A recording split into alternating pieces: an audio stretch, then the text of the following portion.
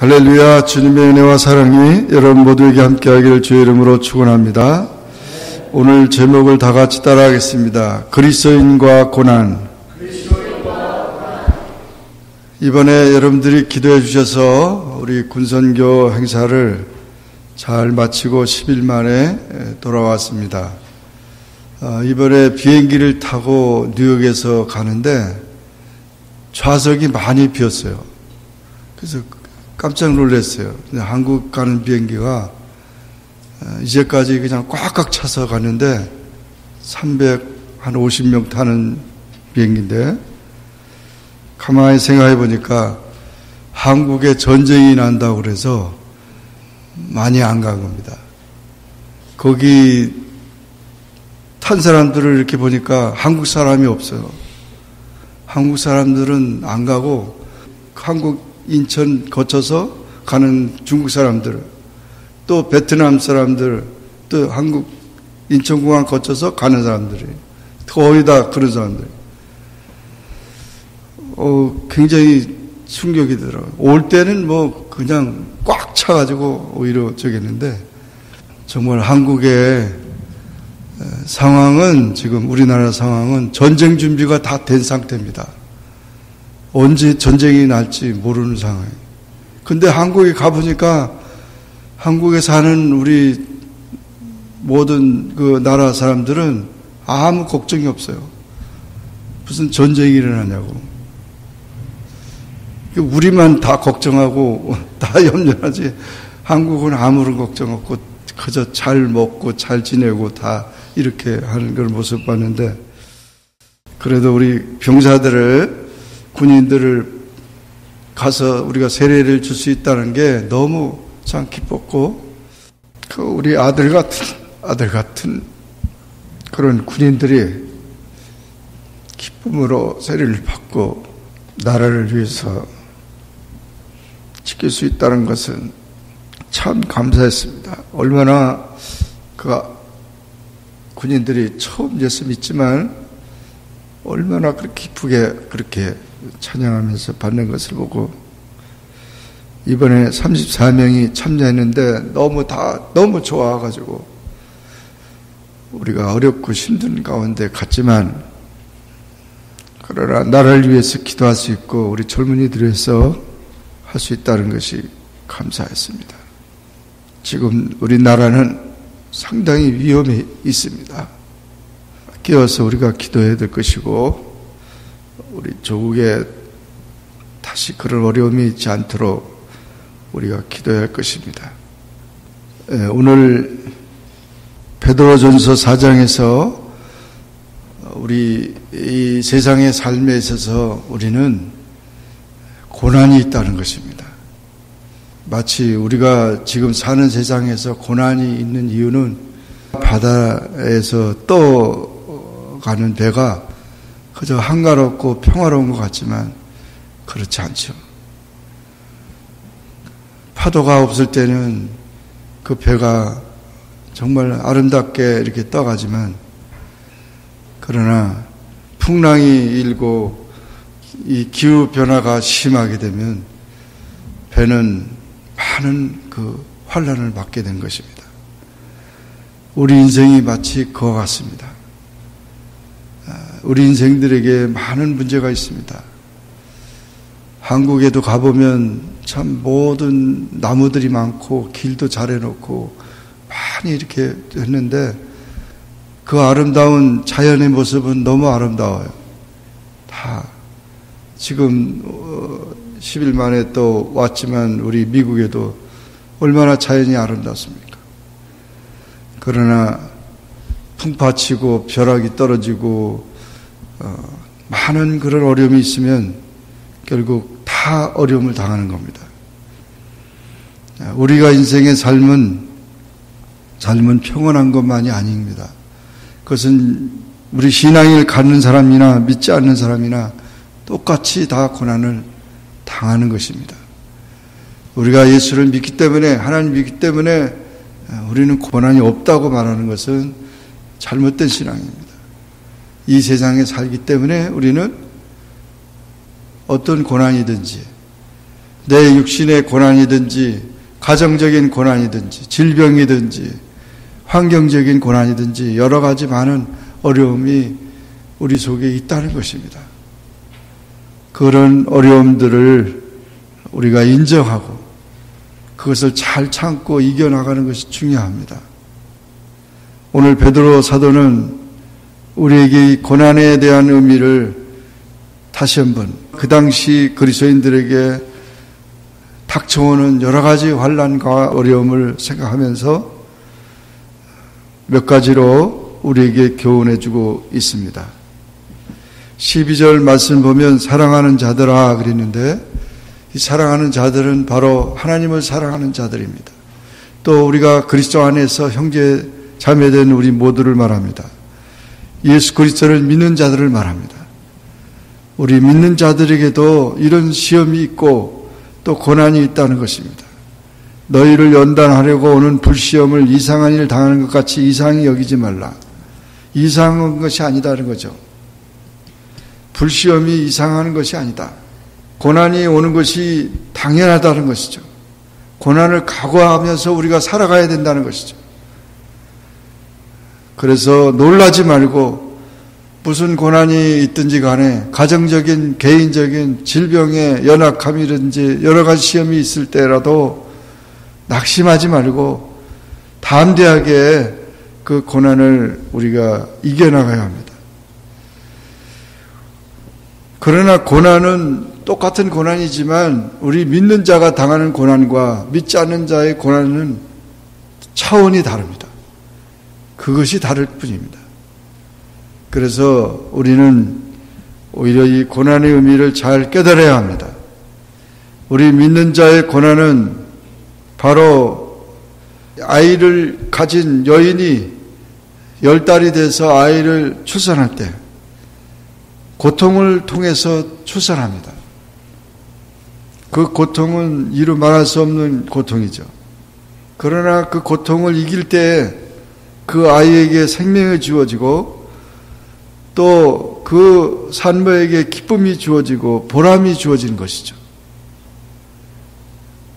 이번에 한국에 가니까 한국의 젊은 사람들이 결혼을 안 하는, 결혼을 왜 하느냐 이거예요. 아이를 안 낳아요. 아이를 왜 낳느냐.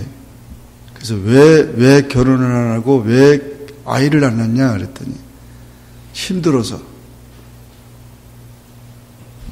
결혼하기도 힘들고 아이 낳기도 힘드니까 결혼할 필요도 없고 편안하기 위해서, 내가 편안하기 위해서 그런다는 거죠.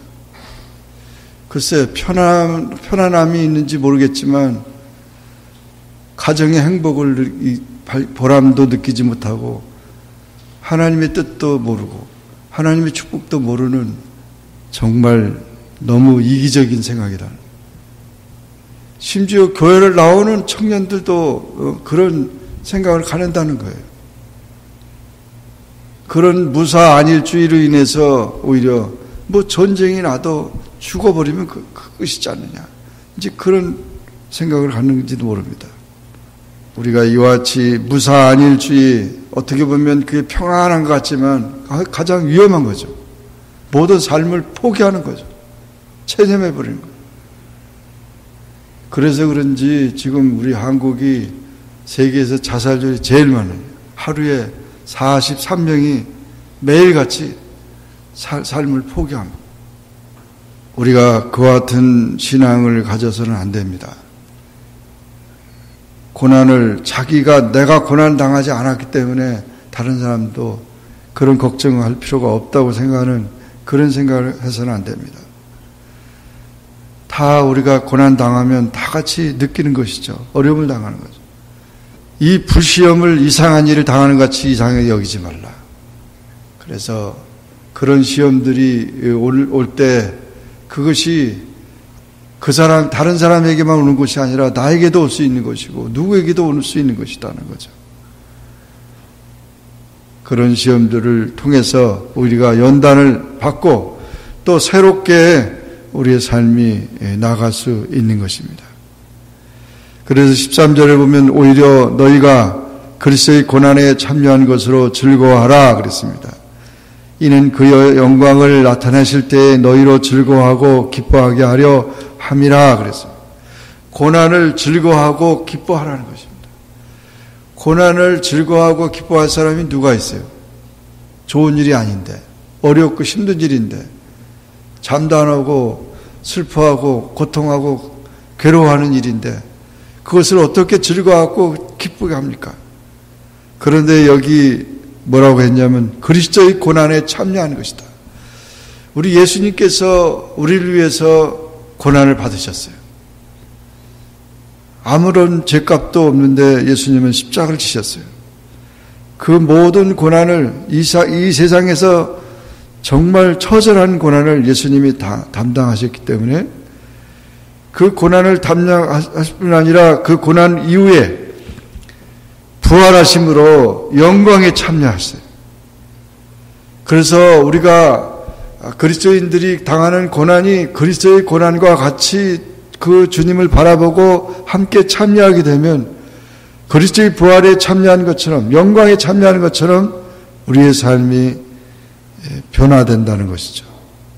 그래서 즐거워하고 기뻐하라는 것이죠. 다니엘의 세 친구가 우상 숭배를 거절하다가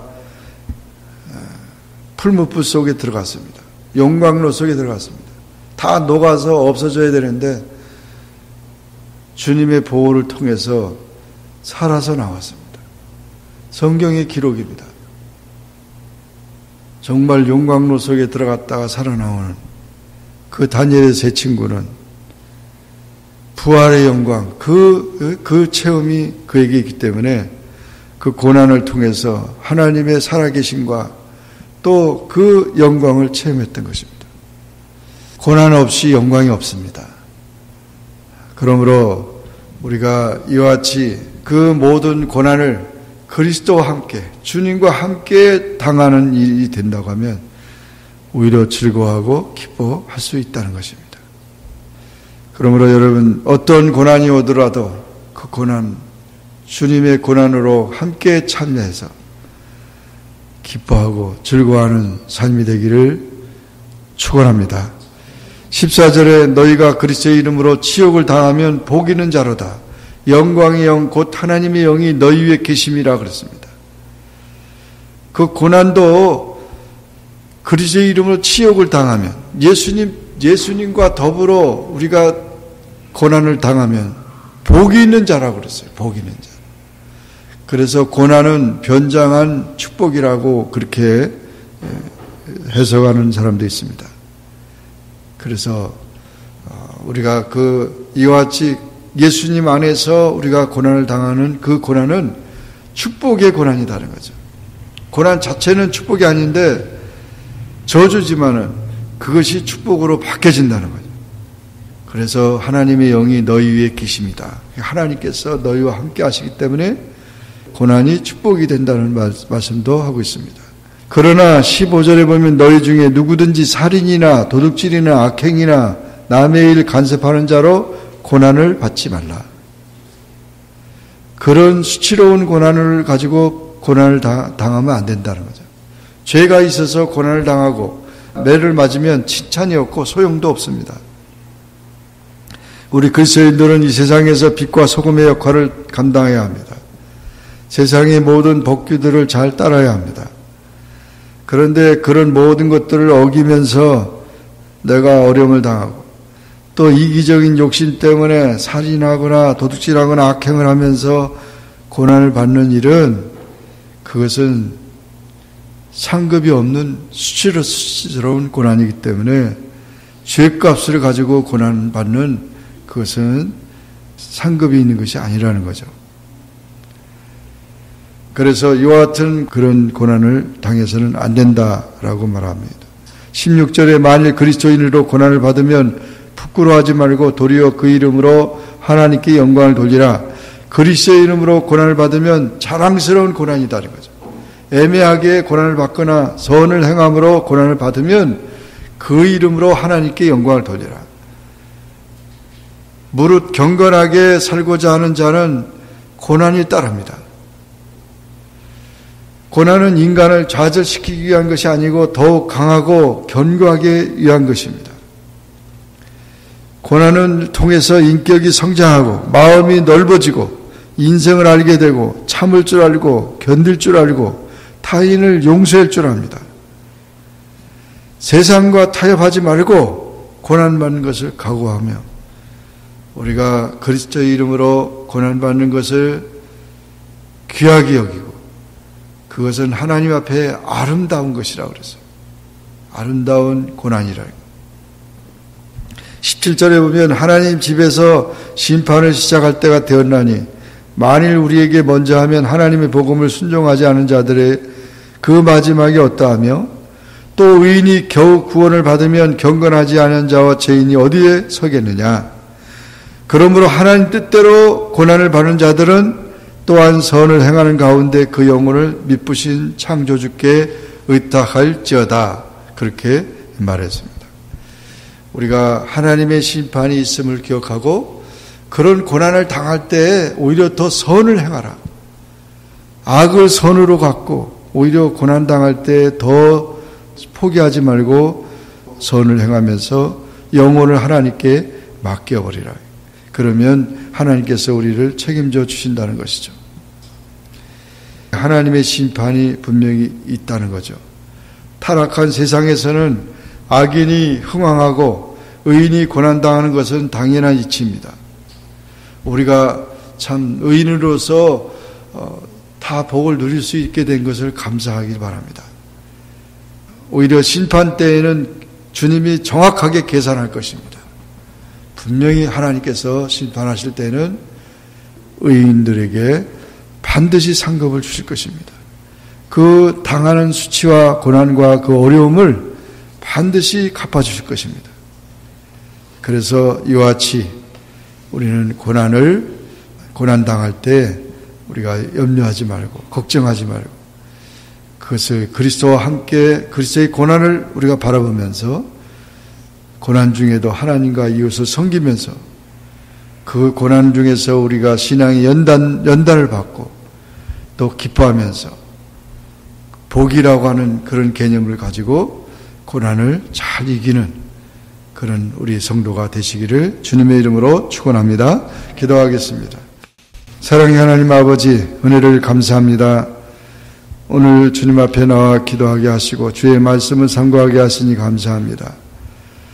세상을 살아가면서 고난이 없는 이 세상의 삶이 없음을 우리가 깨닫게 되고 항해하는 배와 같이 그 순탄한 바다, 잔잔한 바다 가운데 가는 것도 있지만 풍랑이 심하고 비바람이 치며 모든 어려운 악조건 속에서 배가 나아가듯이 저희들의 인생의 삶에도 그런 모든 어려운 것들이 많이 있다 할지라도 그것을 그리스도 안에서 신앙으로 이기고 참고 견디면서 그 모든 고난을 통해서 더욱 인격이 아름다워지고 우리 신앙이 아름다워지고 하나님의 모든 축복의 삶으로 바뀌어지는 그런 은혜가 있게 하여 주시옵소서. 특히 아버지 하나님, 우리 대한민국이 지금 어려운 실정에 있습니다.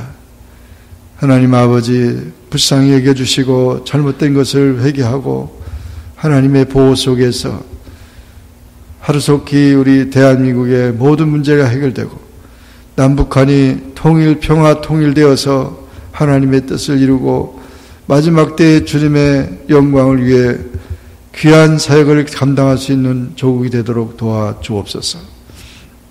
아버지 하나님, 우리 또 성도님들 가운데 어려움 당하는 가정들이 있습니다. 하나님 위로해 주시고 모든 고난을 잘 이기며 신앙으로 승리하게 축복하여 주옵소서. 예수님의 이름으로 간절히 기도하옵나이다. 아멘.